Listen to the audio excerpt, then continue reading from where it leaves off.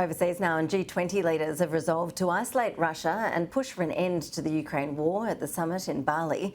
Prime Minister Anthony Albanese has completed a series of bilateral talks on the sidelines aimed at advancing Australia's interests and backing an end to the Ukraine conflict. Our political editor Andrew Clennell filed this report from Bali.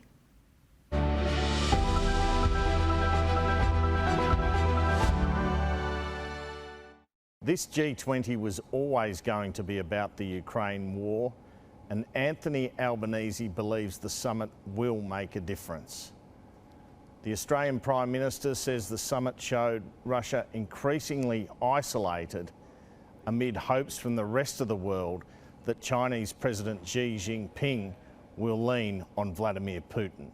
The host of the summit, Indonesian President Joko Widodo, told G20 leaders the world could not move on without a Russian withdrawal. Stop the war. I repeat, stop the war. A lot is at stake. War will only make people suffer. Global economic recovery will not happen unless the situation improves. That was quite extraordinary. That's the first time you've had a statement like that come out of a body like the G20, which of course Russia is a member. I used the opportunity of the bilateral with President Xi to encourage him to use his influence to promote peace and to pressure Russia into withdrawal from Ukraine. That's the solution here. In the end, the leaders' declaration said most nations condemn the war. The leaders planted carbon-sucking mangroves to signal the need for action on climate change as they dug in over the need for the Ukraine war to end. Late in the day, Anthony Albanese held bilateral meetings with French President Emmanuel Macron and British Prime Minister Rishi Sunak, as well as Indian Prime Minister Narendra Modi.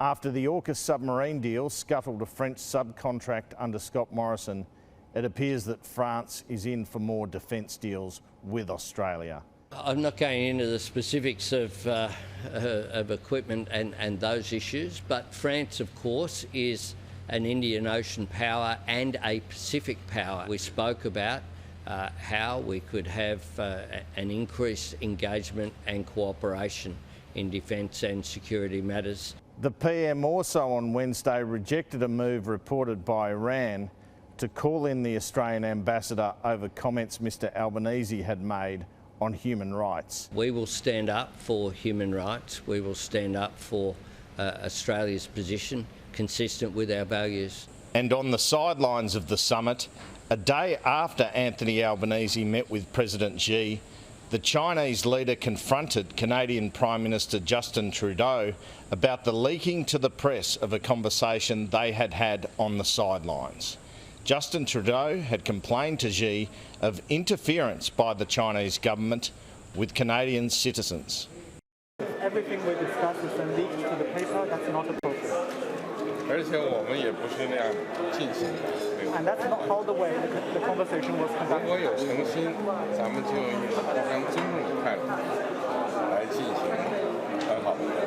If there is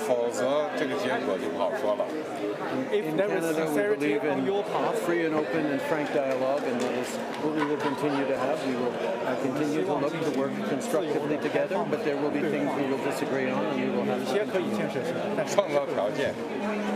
Let's create the conditions first. The week of summits continues with Anthony Albanese flying to Thailand for APEC